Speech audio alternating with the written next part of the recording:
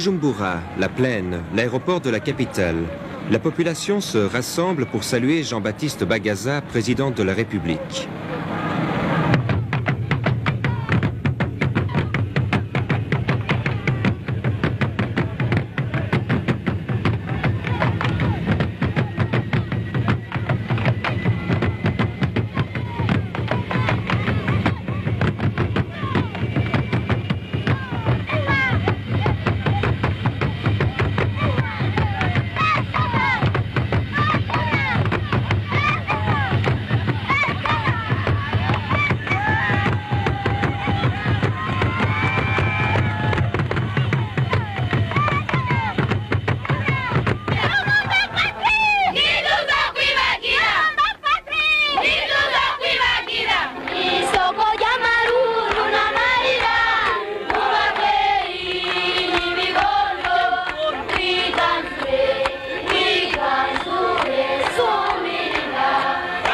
Aujourd'hui, c'est jour de fête. La jeunesse et les militants de l'UPRONA, le parti unique du Burundi, chantent et dansent en l'honneur du chef de l'État qui se rend à Kigali, au sommet franco-africain. Atmosphère de liesse joyeuse et bon enfant.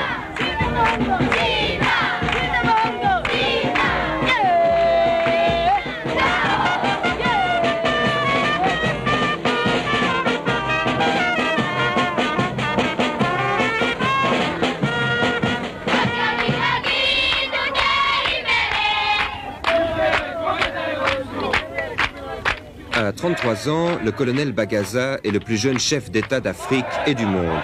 D'un abord simple et modeste, l'ancien chef d'état-major général, au pouvoir depuis 3 ans, porte rarement l'uniforme et son gouvernement compte avant tout des civils.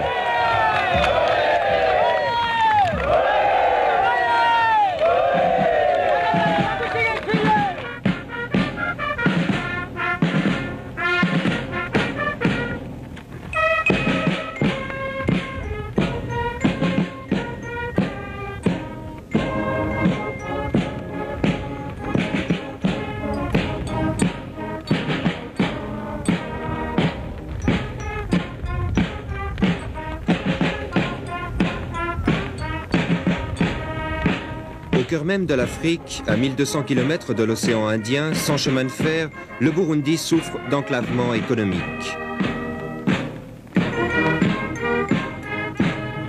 Un tiers plus petit que la Suisse, habité par 4 millions de Burundais parlant une seule langue, le Kirundi, le pays, avec 145 habitants au kilomètre carré, connaît la plus forte densité démographique d'Afrique. Ici, au bord du lac Tanganyika, l'histoire et l'épopée se rejoignent. Au cœur d'un continent encore inconnu, Henry Stanley retrouve le docteur Livingstone.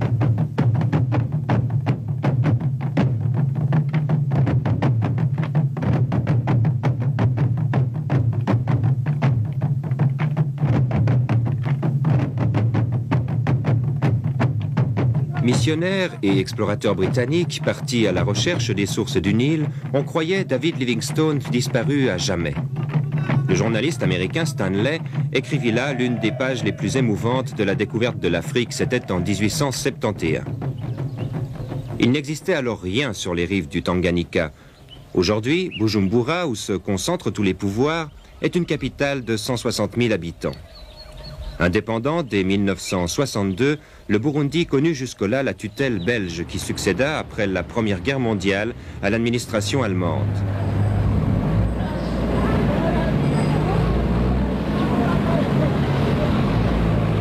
Ville-jardin, ville paisible, la seule grande agglomération du pays se heurte à des problèmes de ravitaillement.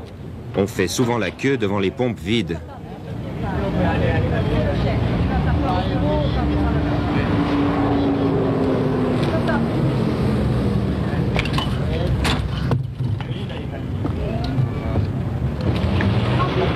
Dans le quartier industriel, des entrepôts, des ateliers plutôt que des usines.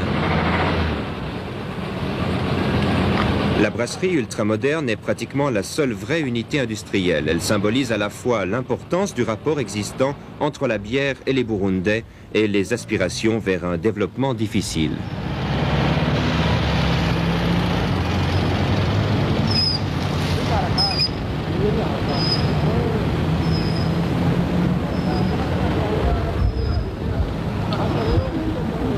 Avec franchise, le ministre Albert Muganga expose la réalité de la situation. Vous êtes ministre du Commerce et de l'Industrie. Quelle est la situation de l'industrie au Burundi? Je crois que l'industrie au Burundi, c'est pratiquement une industrie naissante, presque inexistante. Mais disons, nous avons quand même des objectifs assez ambitieux, même parce qu'on a dû vous le dire ailleurs, l'agriculture, c'est la priorité des priorités. Mais c'est une priorité pour le moment parce que l'agriculture elle-même a des limites. Ce qui fait qu'il faut, à la longue, que nous puissions industrialiser le pays. C'est comme cela que nous pouvons résoudre les problèmes de développement et surtout les problèmes démographiques.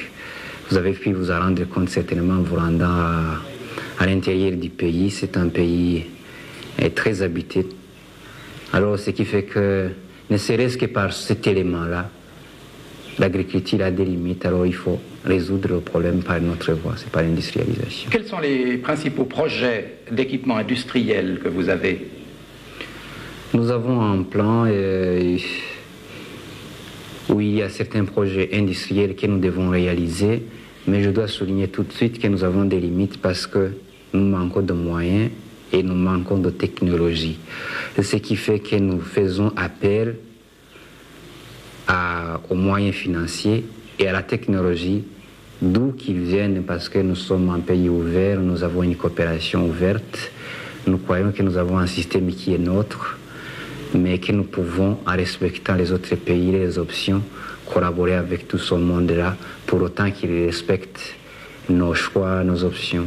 Et vous êtes ouvert aux investissements, vous les facilitez, vous n'avez pas d'options Nous les facilitons parce que nous avons encore des investissements qui est certainement un des plus libéraux du monde, parce que nous accordons, nous sommes conscients de notre faiblesse, alors pour attirer les investisseurs, il faut quand même leur donner des facilités qui leur permettent quand même de garantir non seulement les investissements, mais de les rendre rentables aussi. Donc c'est une politique très libérale dans ce domaine-là. Absolument. Ce pressant appel aux investissements étrangers, vous l'entendez fréquemment sur les bords du lac Tanganyika. Le régime actuel s'inspire d'une pratique libérale en matière d'appel de capitaux. À sa manière, Bujumbura est une modeste place financière, mais la réalité du pays est ailleurs. Le Burundi reste un pays essentiellement agricole. 95% de la population vit d'une agriculture de subsistance difficilement tirée de ces pentes pourtant vertes qui ont fait baptiser le Burundi le pays des 1000 collines ou la Suisse de l'Afrique. Une Suisse sans usine où les bananiers auraient remplacé les sapins. Grimpant à plus de 2000 mètres, ces terres en forte déclivité exigent des paysans qui les cultivent des efforts constants pour produire, malgré la luxuriance tropicale, de quoi subsister. Il n'y a pas de famine cruelle au Burundi, sauf exception, mais il y a sous-développement et malnutrition. L'habitat traditionnel est dispersé. La colline est depuis toujours la cellule économique, sociale et politique d'un pays qui ne connaît pratiquement pas le village. Le café, présent partout, la ressource principale du Burundi, l'objet de toutes les conversations, de toutes les préoccupations. Tache d'un vert plus sombre dans le paysage, les caféières sont exploitées individuellement. 60, 80, quelquefois 100 caféiers par famille assurent après beaucoup de travail un modeste revenu en argent par la commercialisation de ce produit entièrement exporté.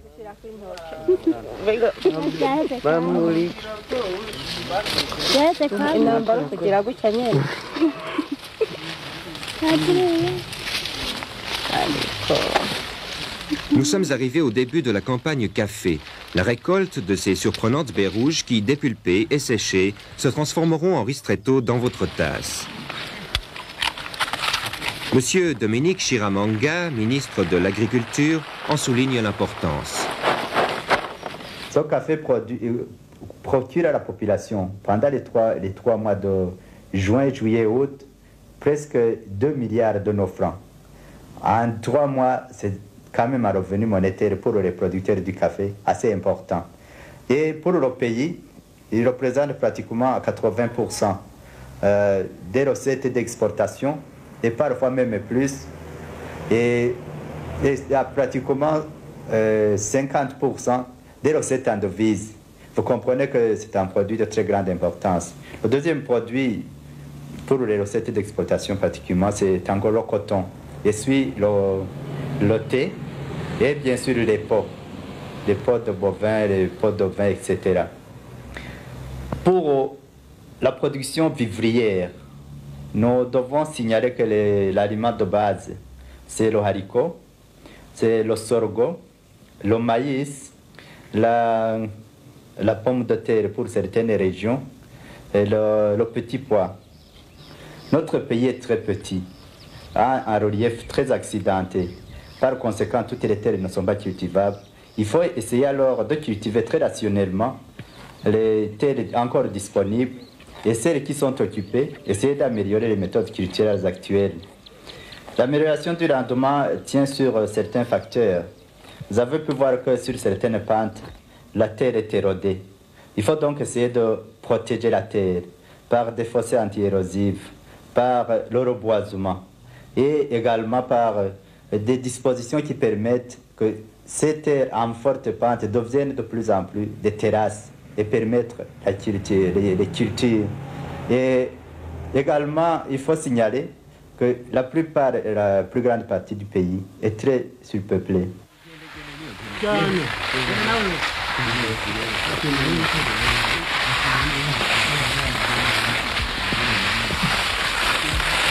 Une population surabondante, phénomène unique en Afrique noire où les pays sont généralement sous-peuplés, une population d'agriculteurs-éleveurs que les autorités de Bujumbura encouragent à produire plus et mieux.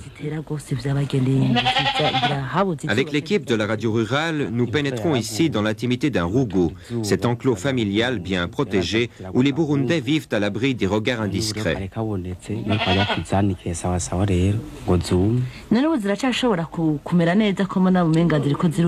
Nous sommes dans le nord, en province de Ngozi, 1800 mètres d'altitude.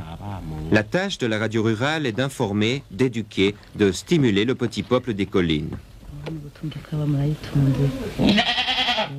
Les reporters éducateurs de la radio interrogent les paysans sur la quantité et la qualité de la récolte de café dont dépend pour une année le bien-être d'une famille. Justement, cette famille est morose. Elle a produit peu de café. Il est de mauvaise qualité, faute de soins suffisants. Les acheteurs, souvent des commerçants grecs installés depuis des générations au Burundi, le paieront en conséquence au-dessous des tarifs. Le chef de famille n'hésite pas à exposer ses craintes et à blâmer ses propres insuffisances.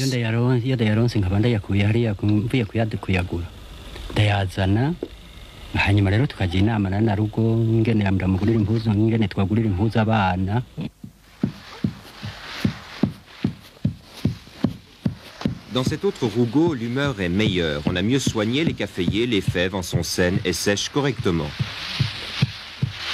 Vous pouvez lui demander de combien de membres est composée sa famille.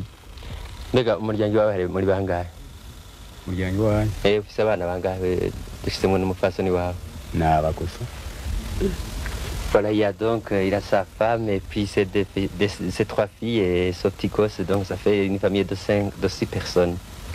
Et de quoi ils vivent principalement? Ils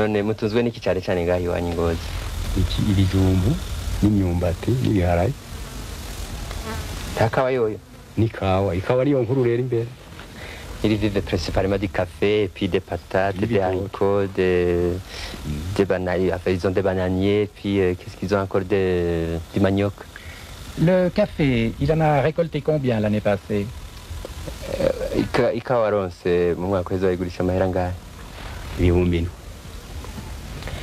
ne se rappelle pas de la quantité, mais il a vendu pour 7000 francs burundais. Est-ce que cette année, il en a fait plus ou moins?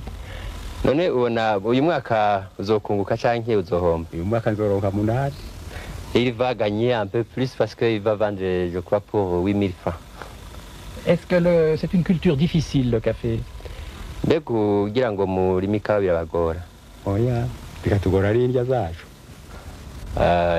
paraît qu'ils sont tellement habitués qu'ils n'éprouvent plus aucune difficulté pour la culture du café.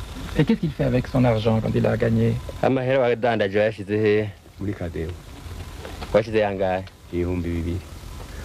Il a placé à la Kadebou une partie et une autre, il a utilisé pour autre chose. La Kadebou, c'est l'épargne. C'est l'épargne, oui. Et il achète, qu'est-ce qu'il achète avec le reste?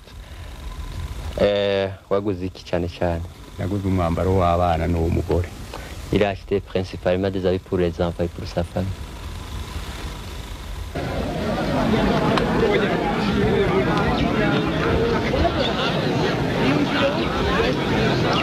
« 8000 francs burundais, environ 160 francs suisses. Avec quelques autres maigres ressources, c'est l'unique revenu monétaire de ce paysan des collines. Sa propre production de manioc, de sorgho, de patates et de haricots assure la nourriture. Les quelques sous gagnés pendant la campagne café lui permettront d'aller sur un marché comme celui-ci acheter le sel, l'huile, les tissus pour les pagnes et quelques modestes objets manufacturés. La famille que l'on vient de voir ne disposera pour accéder à la consommation, entre guillemets, que d'un peu plus de 200 francs suisses par année. Encore n'est-elle pas parmi les plus défavorisées.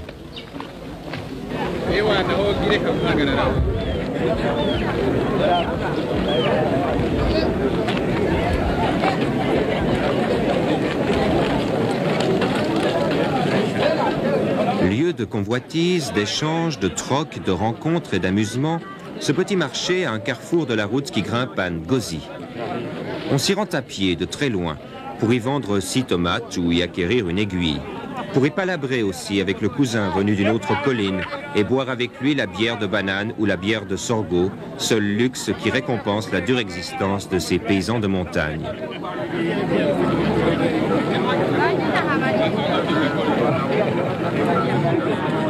Dans cette cantine improvisée, on pompe la bière à même la calebasse.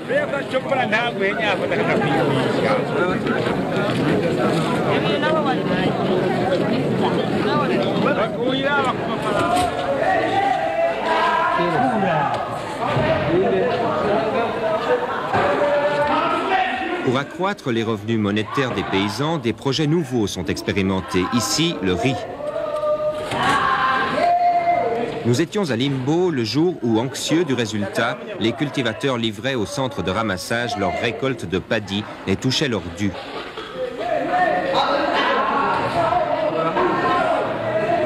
Devant nous, ce paysan descendu des collines pour cultiver le riz en plaine a reçu 35 000 francs burundais, soit environ 700 francs suisses.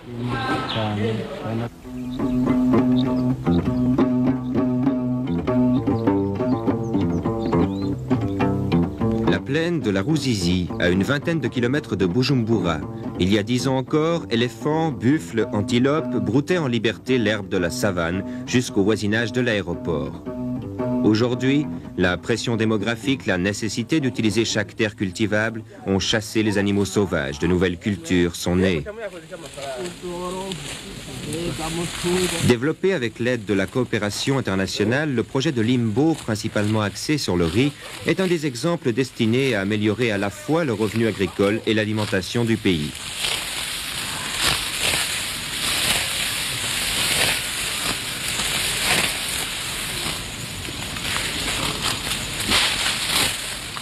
3000 hectares ont été irrigués jusqu'ici. 2000 familles, descendues non sans réticence de leurs fraîches collines, ont reçu chacune 1 hectare à cultiver pour moitié en riz.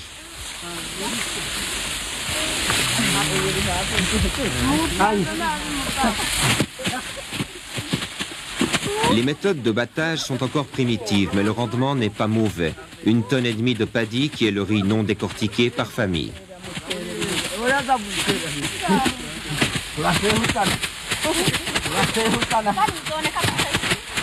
Au Burundi, le riz complète et remplace le mil, le sorgho, le manioc. Le but, satisfaire dans 5 ans la consommation nationale, ce qui réduira d'autant les dépenses d'importation.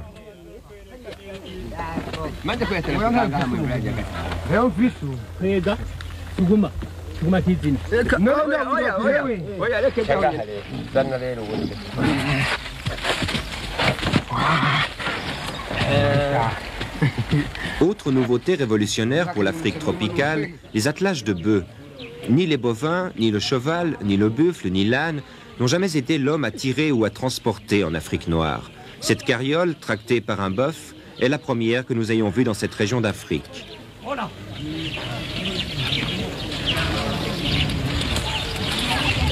Elle facilite le transport au centre de ramassage où le paddy sera testé, pesé et payé. Les contrôles sont sévères, le prix du riz en dépend.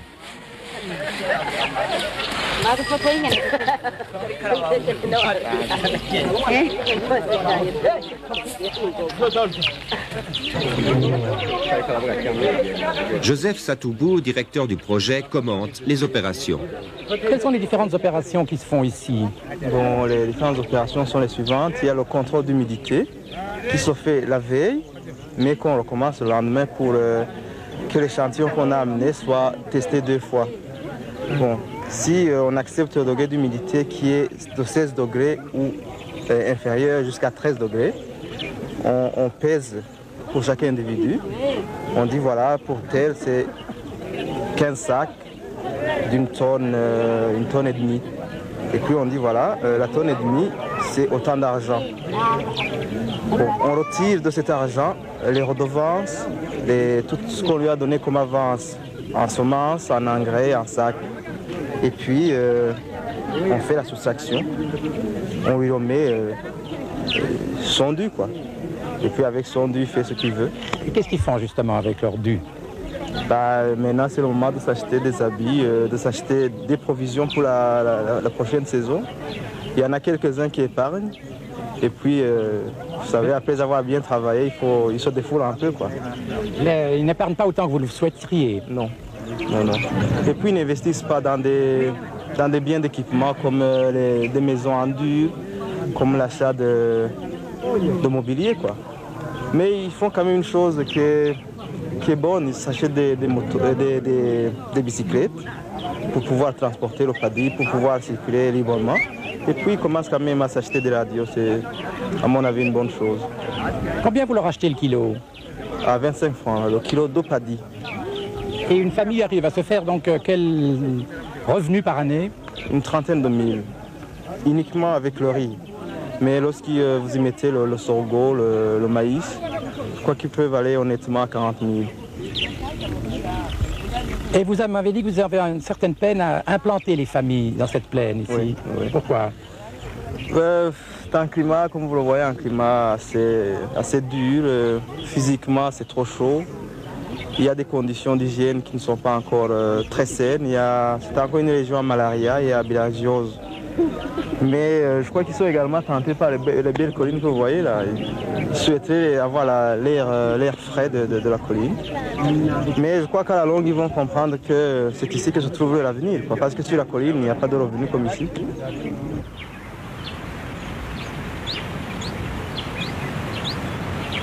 Loin de la plaine surchauffée de la Ruzizi, la mission de Mutumba s'étale sur ces collines plus fraîches.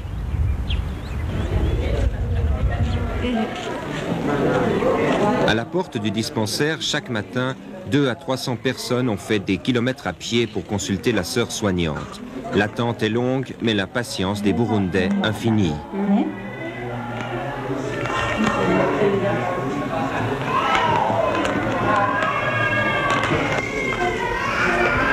La mission de Mutumba, 7 sœurs allemandes, 4 pères suisses lorsque nous y étions.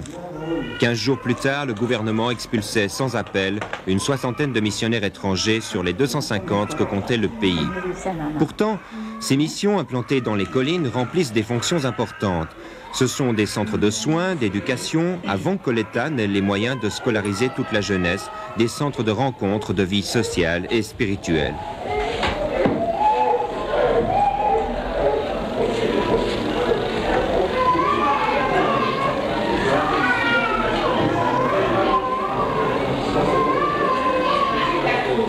La malaria, la bilharziose, les hépatites, les vers intestinaux frappent encore de plein fouet ces populations à l'hygiène déficiente, aggravées par une malnutrition chronique. Les dispensaires de brousse, comme celui de la mission de Mutumba, sont des havres d'accueil bien modestes et souvent sous-équipés.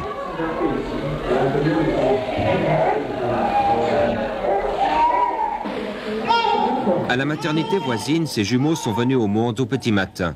Leurs chances de survie sont considérablement plus élevées que s'ils étaient nés en brousse.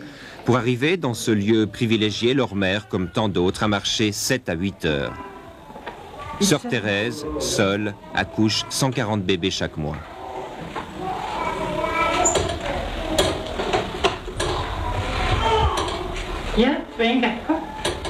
Qu'est-ce que l'on soigne, mon père, dans ce bâtiment-là? Il y a des lépreux qui viennent ici, à peu près 250 lépreux une fois par mois, qui reçoivent les pinini, les médicaments pour se traiter à la maison.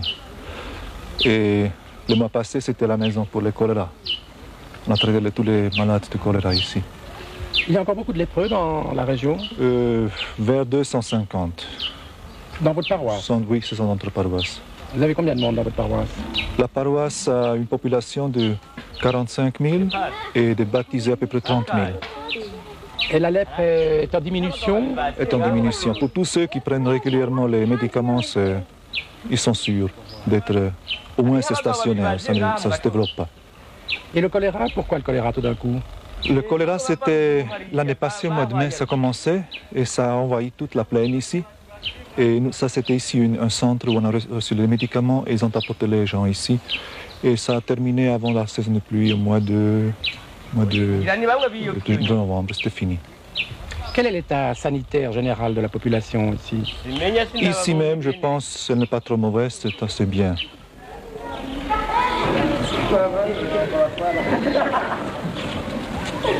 8 heures du matin, à Mutumba, les enfants sortent de l'église avant de rejoindre les classes.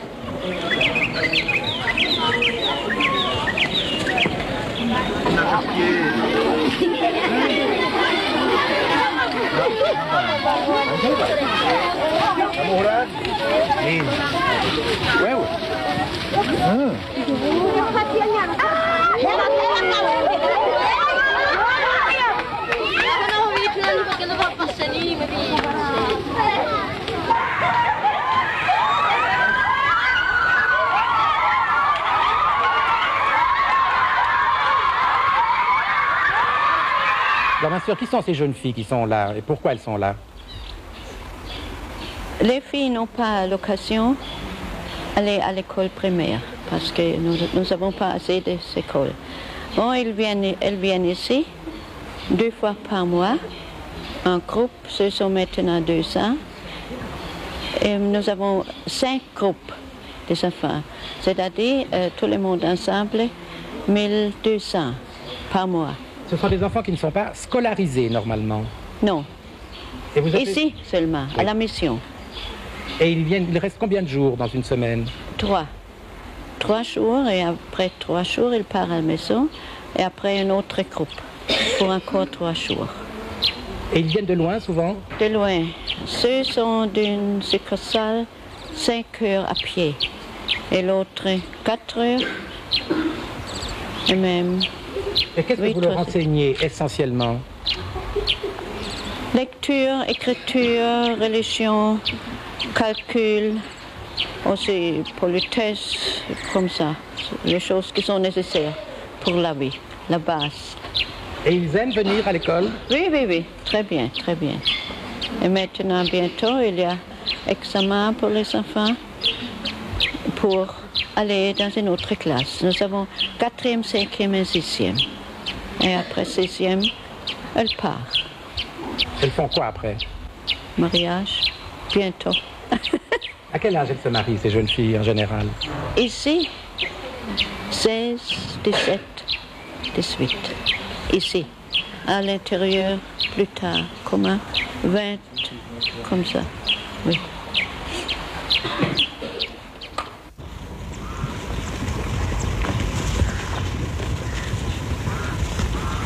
Pour la plupart de ces jeunes Barundi, l'école n'est qu'une transition avant le retour à la vie traditionnelle. Beaucoup seront bergers et garderont ces troupeaux encombrants et peu rentables. La plupart morcelleront la terre de leurs parents et retrouveront les préoccupations et les gestes des générations de Tutsis et de Hutus qui les ont précédés.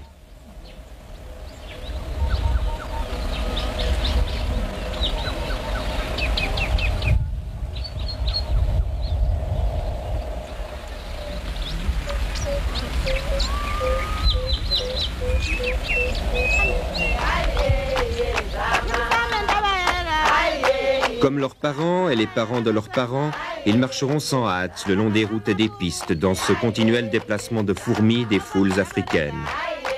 Pour transporter la bière, pour aller au marché, à l'école, à la mission.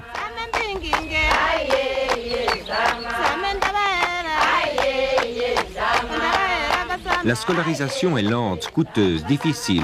12 000 enfants environ ont accès à l'école primaire. 15% d'entre eux trouveront place au secondaire. Pourtant, l'effort d'éducation et de formation est sensible. À preuve, la faculté d'économie et d'administration de l'université de Bujumbura, où nous avons rencontré les cadres de demain. Parce que, par exemple, dans un investissement qui s'étale sur 6 ans, il est évident que les recettes exprimées en francs Burundi vont être balancées, va être compensé et au-delà par le total des recettes.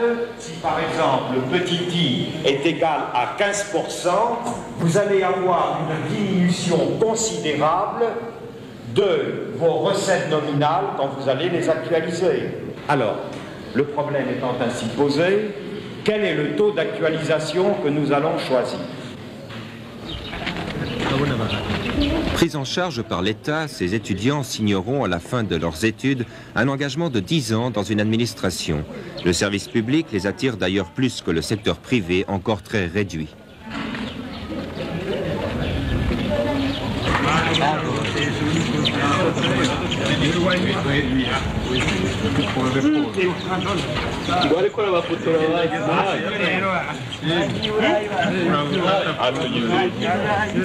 Le libre choix de leur carrière ne leur appartient donc pas.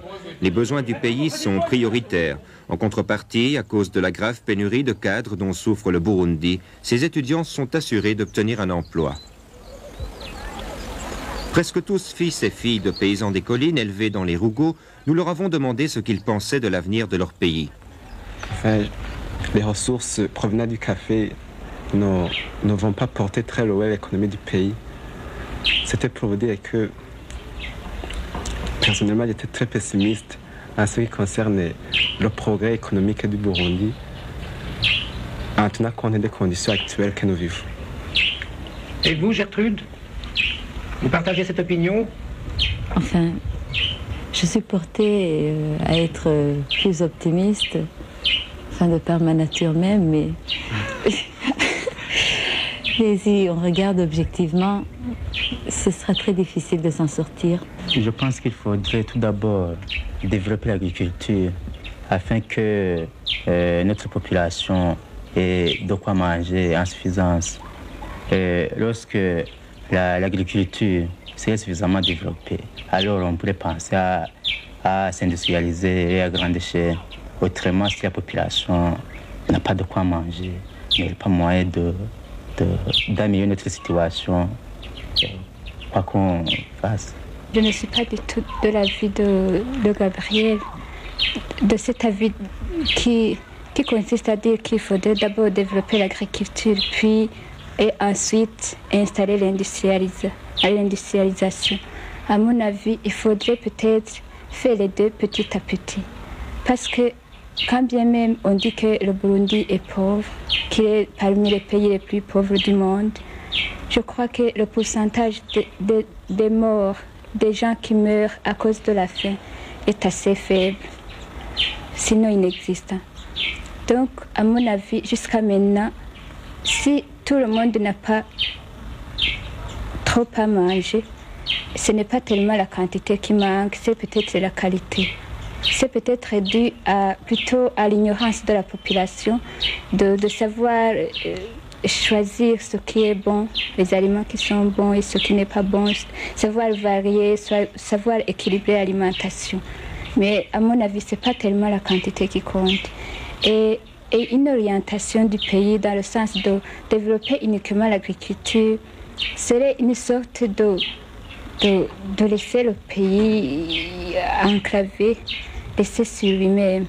Or, puisque le Burundi n'a pas trop de ressources, n'a pas beaucoup de ressources minières dans son sol, il n'a que comme culture d'exportation le café, avec les fluctuations des cours mondiaux, la dépendance dans la fixation des prix.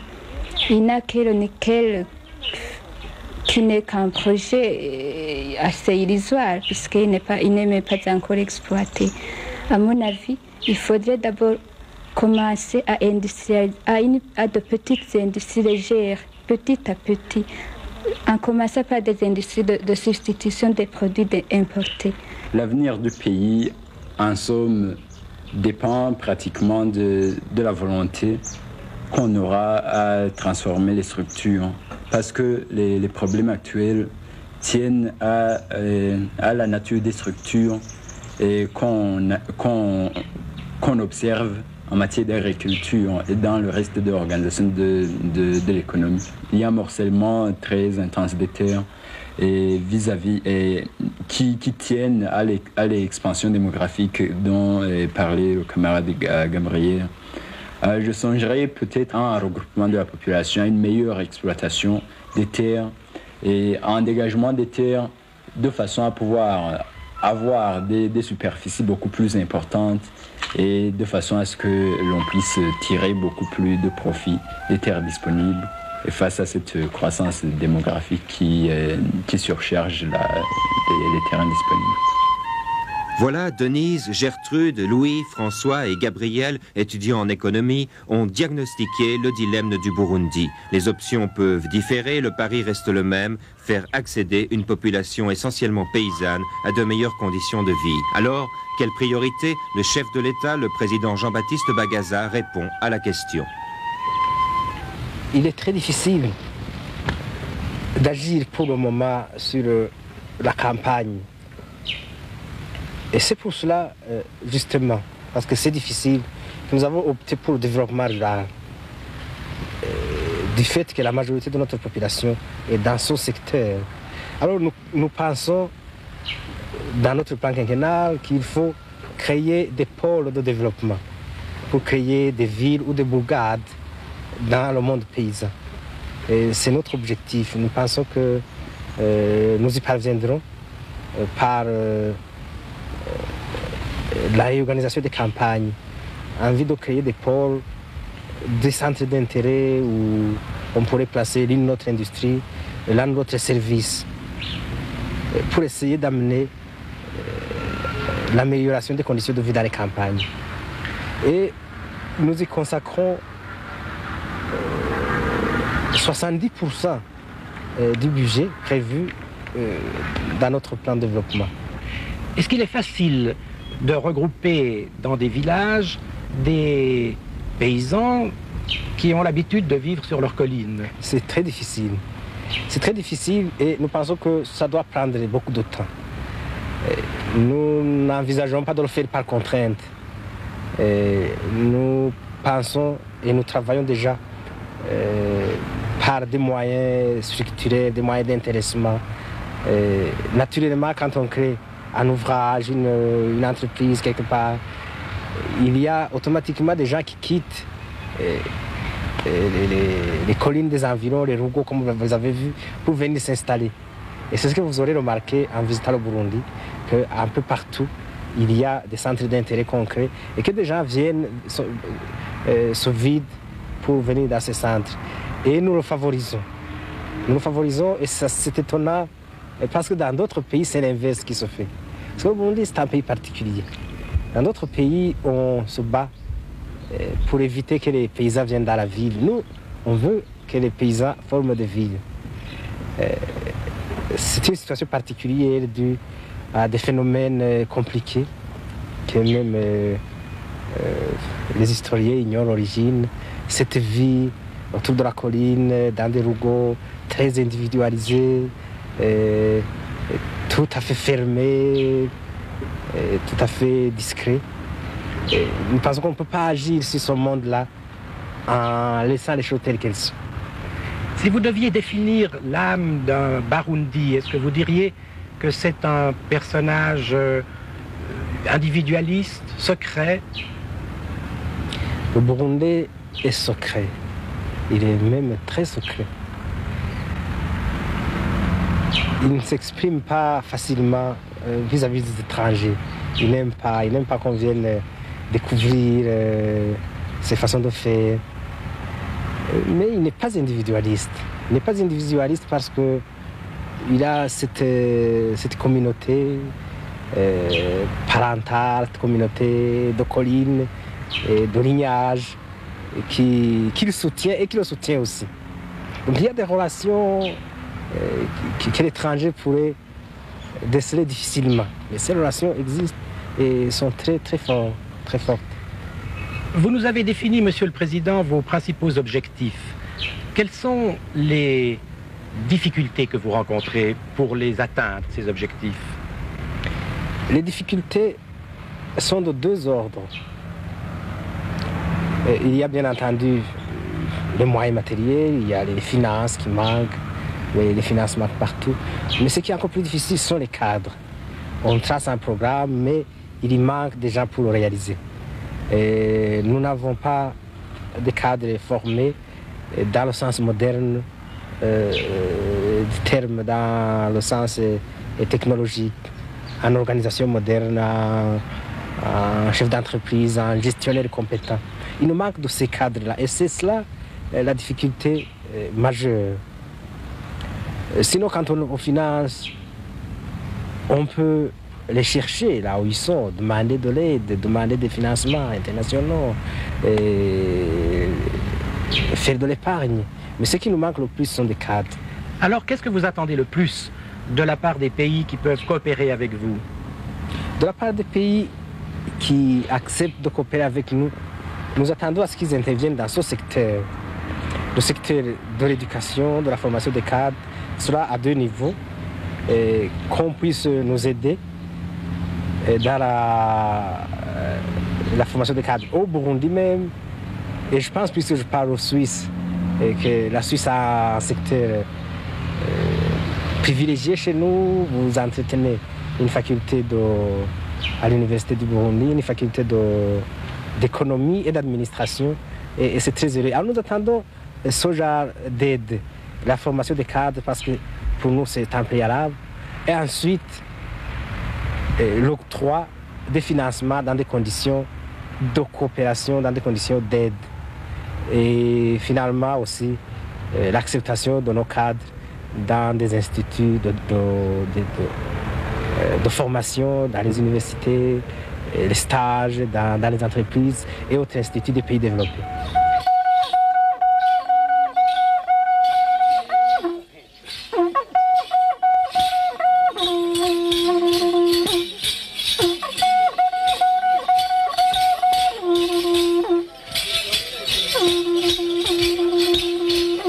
Pallier les conséquences d'une pression démographique excessive, celle du coût et de la précarité des transports à cause de l'enclavement du pays, celle de l'inadaptation du système d'encadrement aux exigences du développement, voilà le pari que tente le Burundi, pris entre la tradition et le désir de modernisation.